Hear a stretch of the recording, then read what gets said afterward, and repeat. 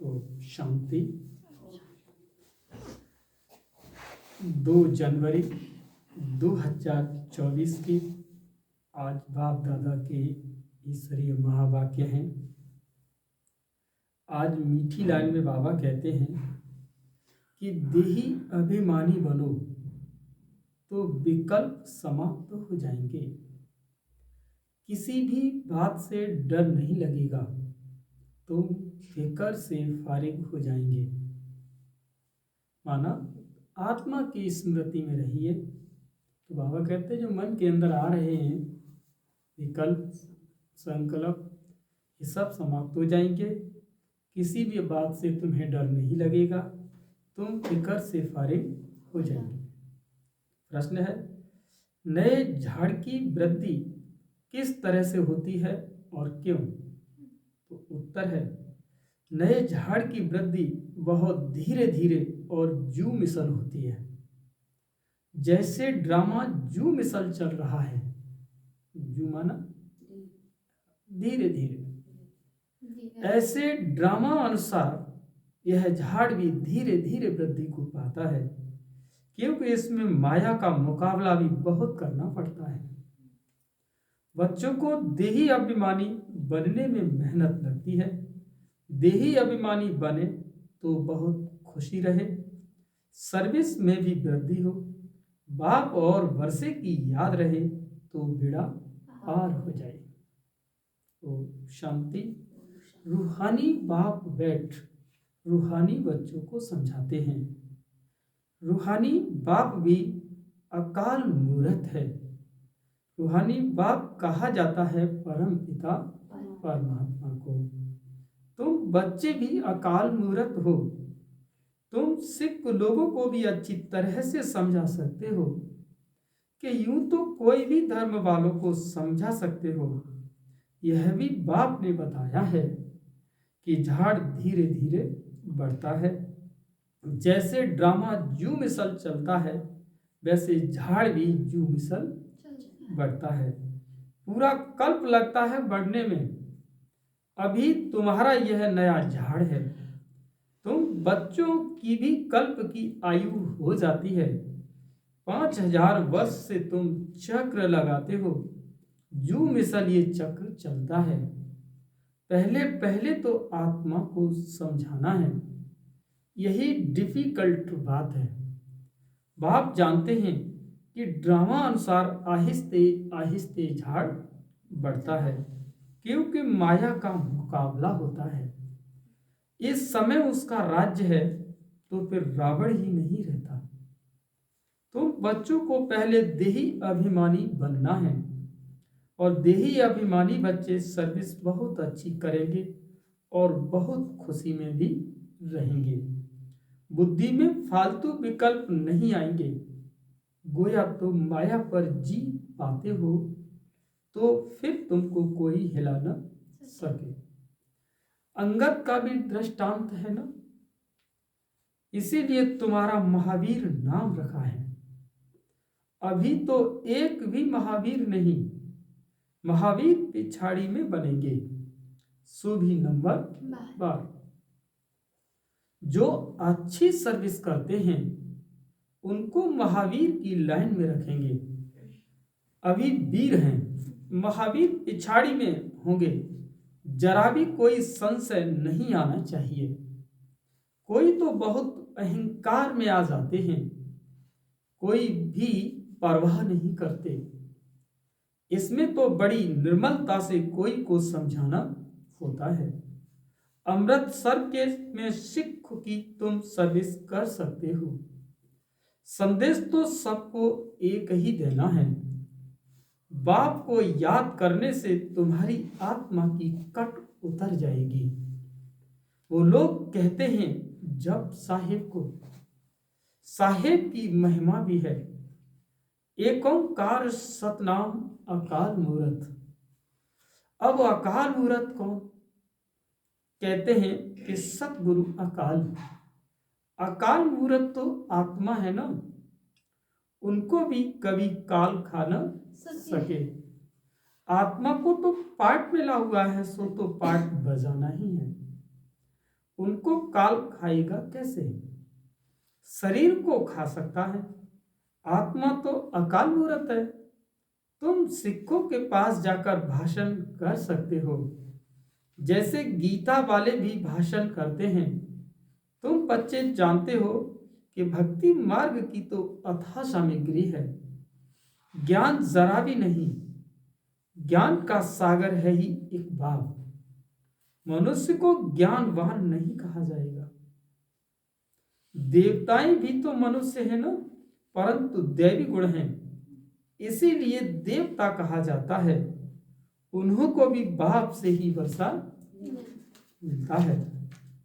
बाबा कहते हैं, तुम भी तो इस राजयोग से विश्व के मालिक बन रहे हो। सतगुरु अकाल कहते हैं ना, सत्य तो एक बाप ही है, वही पतित पावन है।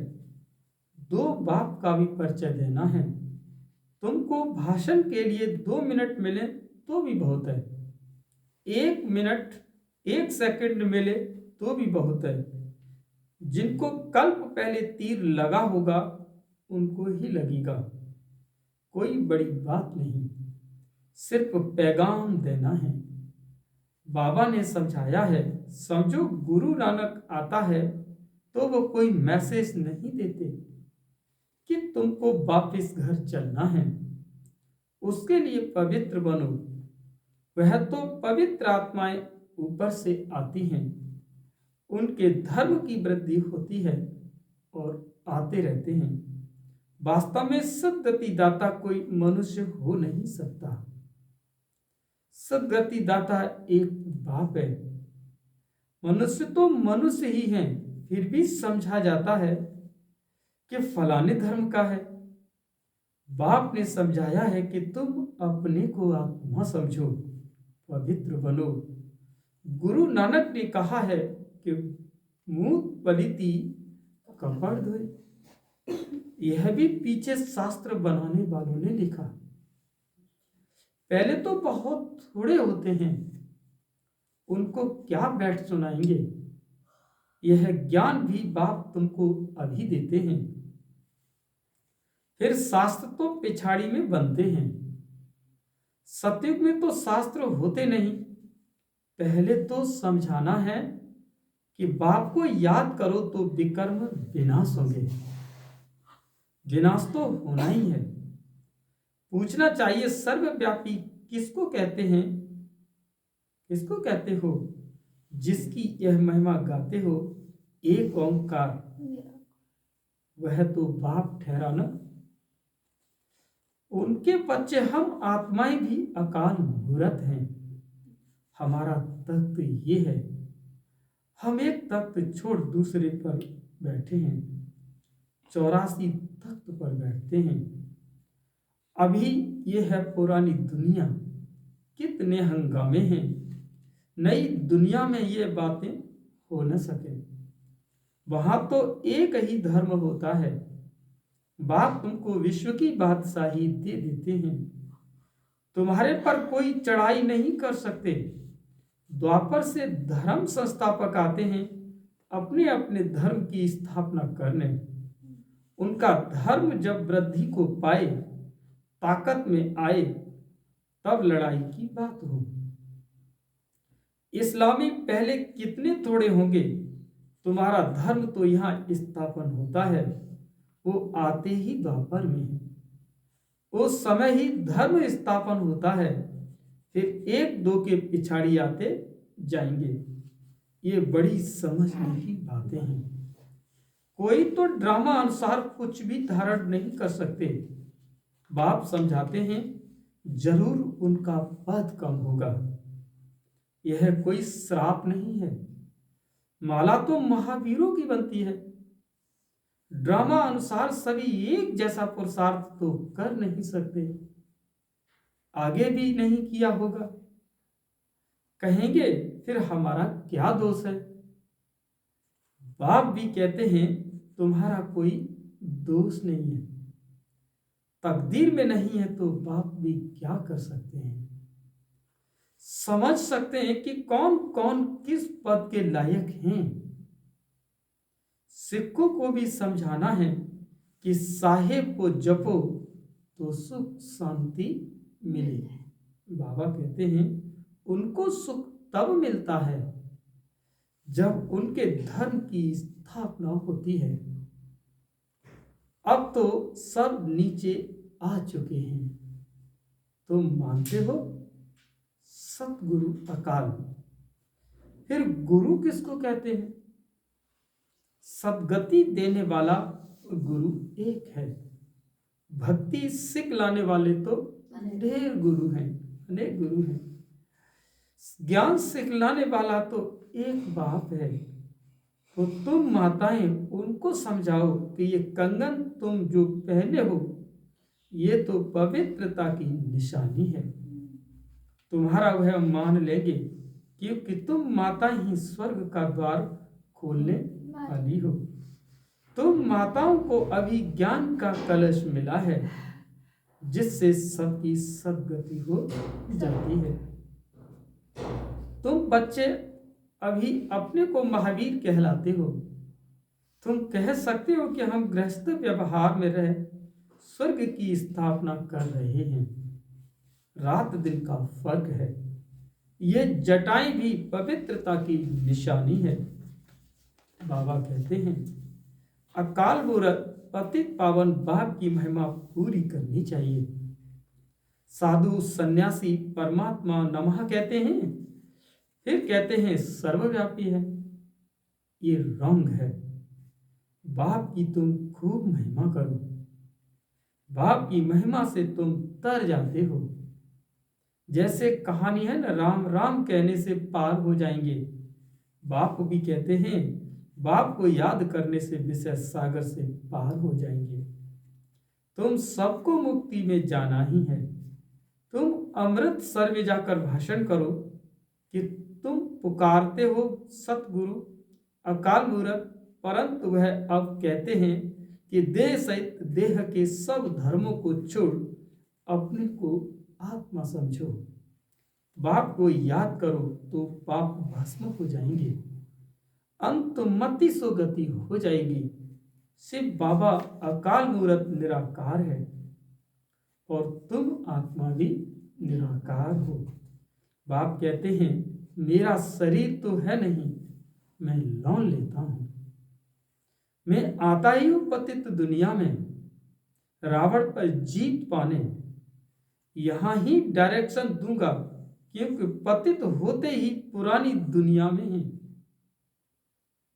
नई दुनिया में एक ही देवी देवता धर्म था। उस समय और सब शांति धाम में रहते हैं। फिर नंबरवार सतो रजो तमो में आते हैं। जिनको बहुत सुख मिलता है उनको दुख भी बहुत मिलता है। तुम्हें सबको बाप का पैगाम देना है कि बाप को याद करो तो घर पहुंच जाएंगे। सदगति सबकी तब होती है जब झाड़ पूरा होता है, सब आ जाते हैं। ऐसे तुम भी किसी को बहुत प्यार और धीरज से समझाओ। तुमको चित्र उठाने की दरकार नहीं। वास्तव में चित्र है नयों के लिए। तुम कोई भी धर्म वालों को समझा सकते हो, परंतु बच्चों में इतना योग नहीं है जो तीर लगे। कहते हैं बाबा हम हार खा लेते हैं, माया एकदम काला मुंह करा देती है। उनको ये पता ही नहीं पड़ता कि हम देवता थे, हम इस समय असुर बन पड़े हैं। अब बाबा कहते हैं अपने को आत्मा समझ बाप को याद करो। बाप का पैगाम सबको देते रहो।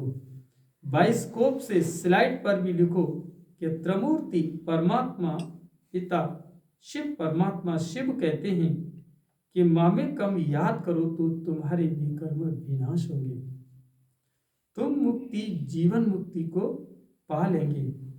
पैगाम तो सबको देना है। स्लाइड भी बन जाना चाहिए।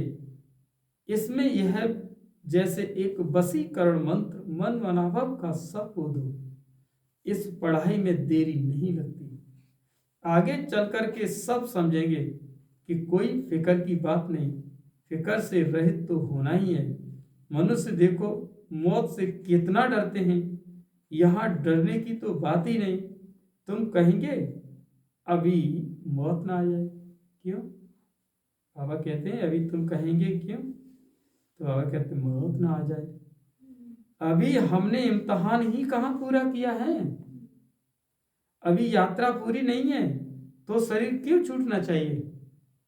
ऐसी मीठी मीठी बातें बाप से करनी है, बहुत अच्छी आदत पड़ जाएगी। यहाँ चित्र के आगे आकर के तुम बैठ जाओ, तुम जान सकते हो कि हमको बाबा से विश्व की राजाई मिलती है। तो ऐसे बाप को बहुत याद करना चाहिए। याद नहीं करेंगे तो सजाएं भोगनी पड़ेगी। बाबा को तो याद पड़ गया है कि हम यह बनने वाले हैं, तो बहुत खुशी होती है कि हम यह बनेंगे। देखने से ही नशा चढ़ जाता है।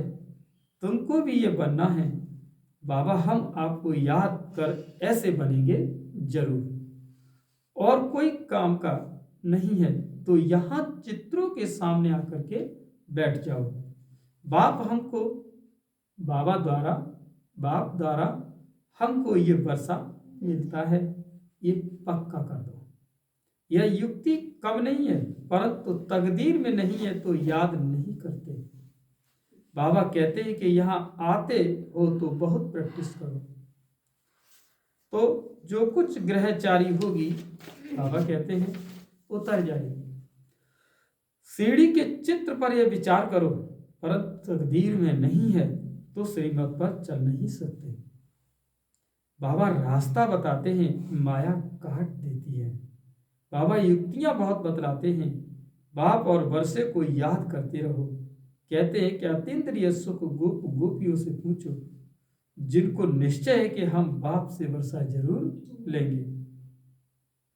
बाबा स्वर्ग की स्थापना कर हमको उसका मालिक बनाते हैं। ऐसे चित्र भी ऐसे बने हुए हैं।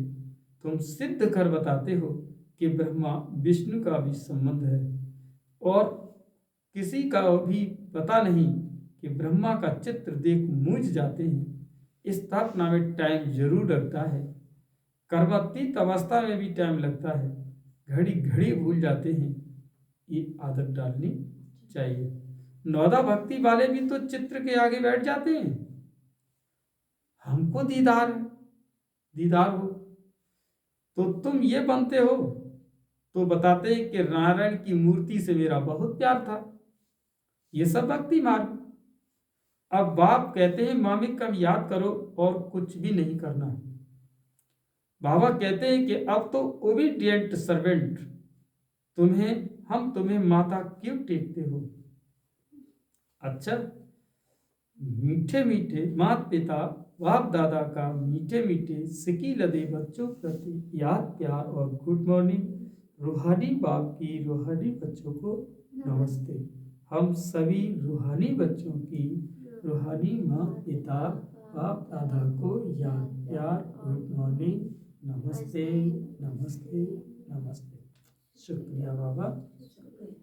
अब सुनते ही धारणा के लिए मुख्य सार। पहला पॉइंट है, निर्माणता का गुण धारण करना है, जरा भी अहंकार में नहीं आना है।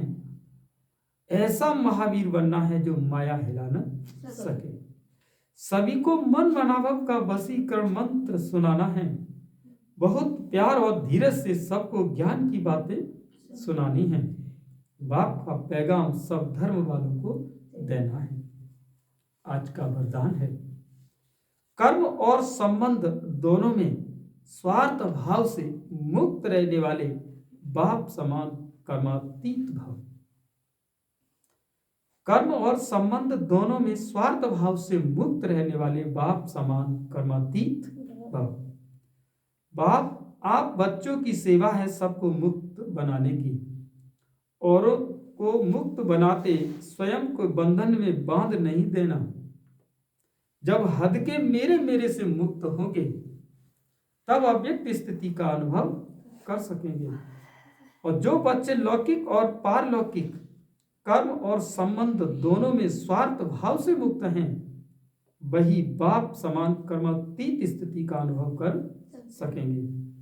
तो चेक करो कि कहां तक कर्मों के बंधन से न्यारे बने हैं। व्यर्थ स्वभाव संस्कार के बस होने से मुक्त बने हैं। कभी कोई पिछला संस्कार स्वभाव वशीभूत तो नहीं बनाता है। स्लोगन, समान और संपूर्ण बनना है तो स्नेह के सागर में समा जाओ। समान और संपूर्ण बनना है तो स्नेह के सागर में समा जाओ। और अव्यक्त साइलेंस द्वारा डबल लाइट फरिश्ता स्थिति का अनुभव करो। क्या? अभी तीव्र पुरुषार्थ का लक्ष्य यही रखो कि मैं डबल लाइट फरिश्ता हूं। चलते फिरते फरिश्ता स्वरूप की अनुभूति को बढ़ाओ। डीप साइलेंस द्वारा अशरीरीपन का अभ्यास करो। सेकंड में कोई भी संकल्प को समाप्त करने में संस्कार स्वभाव में डबल लाइट रहो। अच्छा, ये थे आज बाबा की 2 जनवरी के महावाक्य। ओम शांति।